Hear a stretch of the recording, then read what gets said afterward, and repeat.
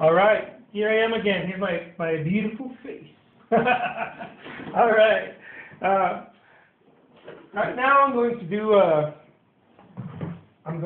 landscape. Okay, this is an impressionist landscape, impressionist style landscape, and some people call it also plein air style. I guess because it's the type of brushwork, I guess, the fast brushwork, and it's done on a small canvas like this. Plein air means that you paint outdoors. That's really what it means. It's a study outdoors, but well, right now I'm doing it from the comfort of my studio, so we're going to call it a would-be plein air. But nonetheless, it's a real painting. It's an impressionist painting, and you're going to see me write this bull. Let's go. So this is going to be a bit of a olive color for my background, somewhat an olive color. I don't get very technical when it comes to my paintings, and I've expressed it countless times in my other videos. But heads up for you guys out there who are technical. I hope you can see the beyond the technique, and enjoy it also.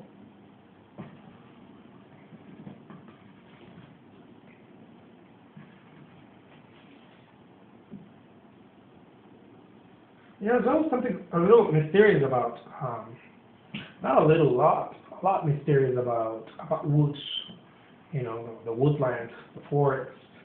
Always, I personally think that it's, some people say it's because of the spookiness.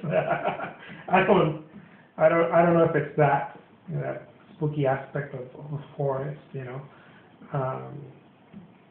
I think it's the light is very enchanting, the backlight, how it just kind of pops, it seeps through. I guess one of the ways that Monet would refer to it was patches of color. When he would describe his impressionist style, it was about these patches of color, and I could see very well, I think, what he meant when he said that, especially in trees, and the woodland. It's pretty cool.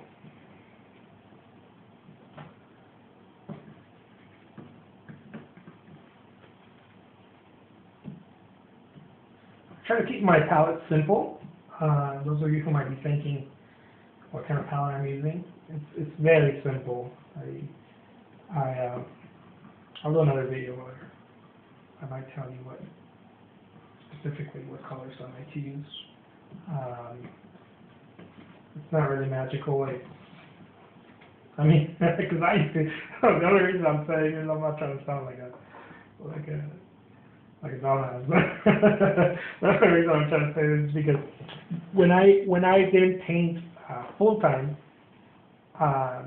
when I just kind of did it over the weekend or whatever, I used to think that artists, one of the secrets artists had of painting well was that they had access or knowledge to a specific palette, colors. And this is somewhat my time where I thought it was it's a mystery, and it is. But it's not. I don't know how to say it. It is, but it's not. There's no mystery. It's a lot of practice, but the palette doesn't mean anything. Whatever palette you use. It took me a while to realize that one.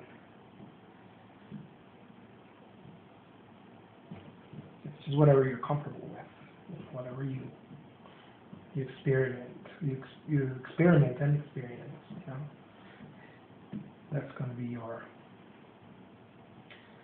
signature palette, or you may be changing it. I don't know. I haven't changed my palette for a while, and not because it's something that works for me or whatever. It's just that I don't find any use for it.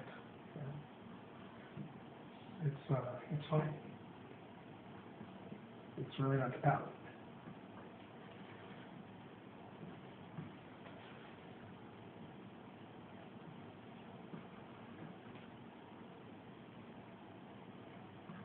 So I don't know if you can see this, but one of the things that I learned from painting, and this wasn't taught really to me by anyone I really attend. I'm a self-taught artist, so most, or if not all of my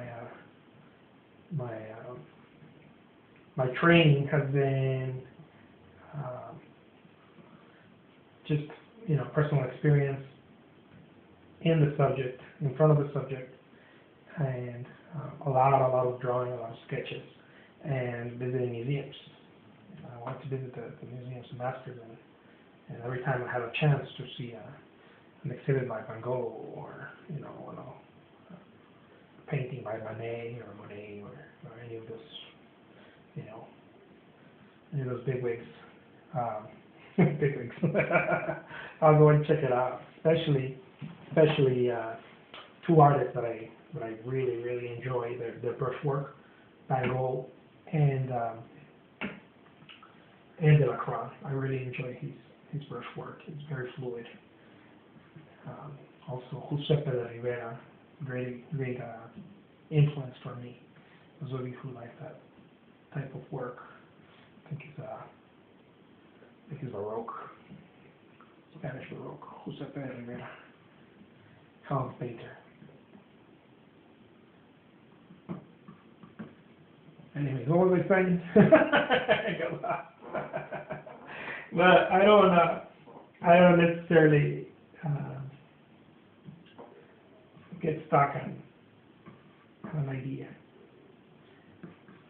something like that. So, here we go.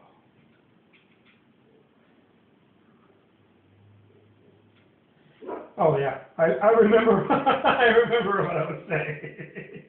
If you can see some of my paintings, or a few of them, when I'm painting, the last color that I use many times gets used.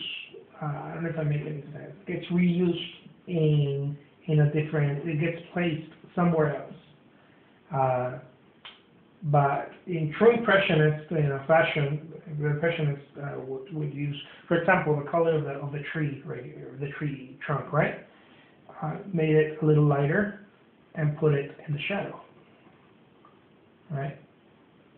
It gets moved around. It's what I'm trying to say, and that's something that I enjoy doing very much. I realize that by doing this, I'm taking sort of a quote unquote the properties of an area and you know, moving them to a different area where it might not make sense, but because it's it's sort of its cousin, it makes sense. I don't know if I make any sense at all right now. I don't know if I had enough caffeine this morning. But the Impressionists used to do this when they saw they were painting something like the trees I'm painting right here, right? The tree trunks, right? Many times what they would do is get the same color that I have here,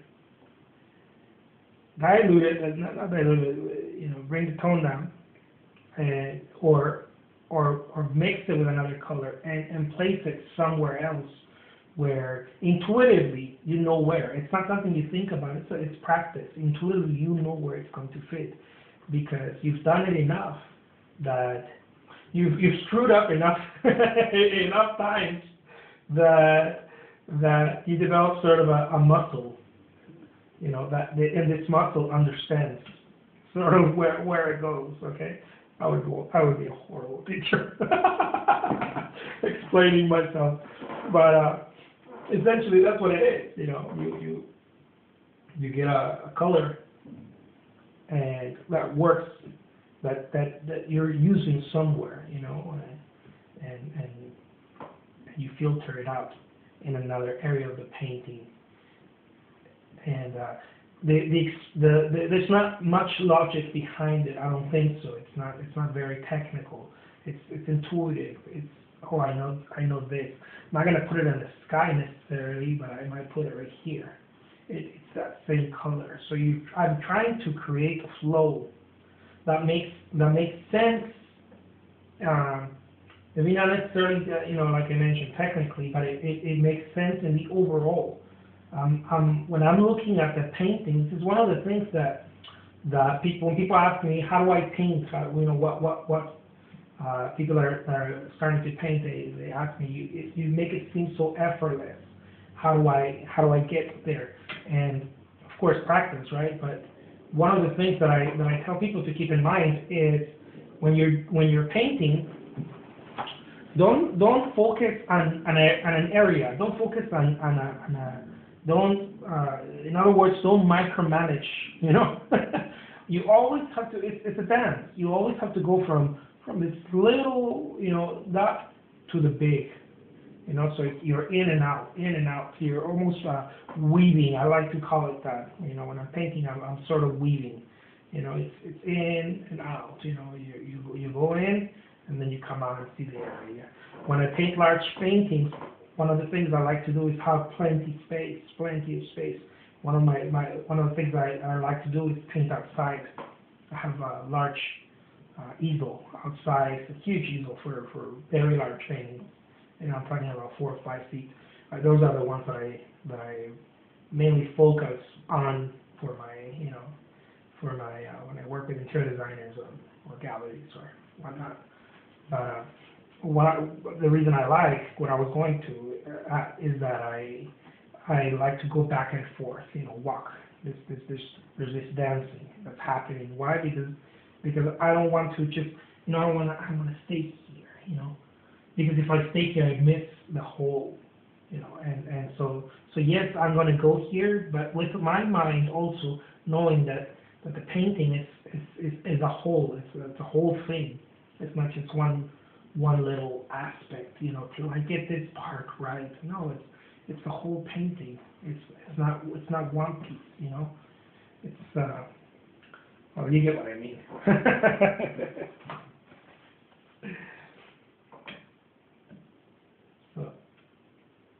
And again, it's also it's a mess, but it's a very, very, if you meet me and you come in my studio, come to my studio and see me paint, and you see my studio and you kind of hang out with me for a bit, you'll realize that it's a very organized mess, like many artists that paint, you know, quite a bit or are more prolific or whatever. It's an organized mess. At least that's what I like to tell myself. I hope you enjoyed it. I certainly did. Every single one of these paintings, I enjoy it and I have a lot of fun. Thank you so much for watching.